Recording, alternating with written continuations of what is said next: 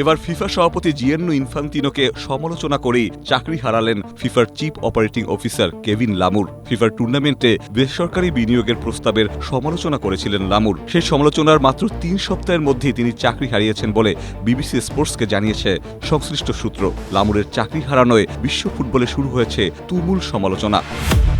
এবার মেয়ের সঙ্গে নাচলেন ব্রাজিলিয়ান সুপারস্টার নেইমার জুনিয়র। সম্প্রতি এক ভিডিওতে দেখা যায় মেয়েকে আনন্দ দিতে নিজের লজ্জা ও সংকোচ একপাশে রেখে কন্যা মাভির ব্যালে ক্লাসের বিশেষ পরিবেশনায় অন্য বাবাদের সঙ্গে মেয়ের পার্টনার হিসেবে নাচে যোগ দেন নেইমারও। বাবা মেয়ের আন্তরিক মুহূর্তের সেই ভিডিও রীতিমতো ভাইরাল সোশ্যাল মিডিয়ায়।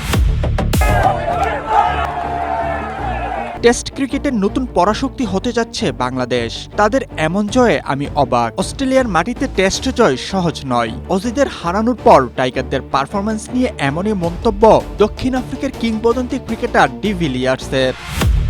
ম্যাচের মাঝে হঠাৎ রেফারির বাঁশি, 1 মিনিটের জন্য মাঠের বাইরে নেইমার। ব্রাজিলের সিরিয়াতে ভাস্কোর বিপক্ষে ম্যাচে সান্তোসের গোলকিপার সময় নষ্ট করায় ফিফার নতুন নিয়ম অনুযায়ী দলের অধিনায়ক হিসেবে এই শাস্তি ভোগ করলেন নেইমার। যদিও কোচ চাইলে 10 সেকেন্ডের মধ্যে অন্য কোনো আউটফিল্ড প্লেয়ারকে শাস্তির জন্য নির্ধারণ করতে পারতেন, কিন্তু সিদ্ধান্ত নিতে দেরি হওয়ায় নেইমারকে ভোগ করতে হয় শাস্তি।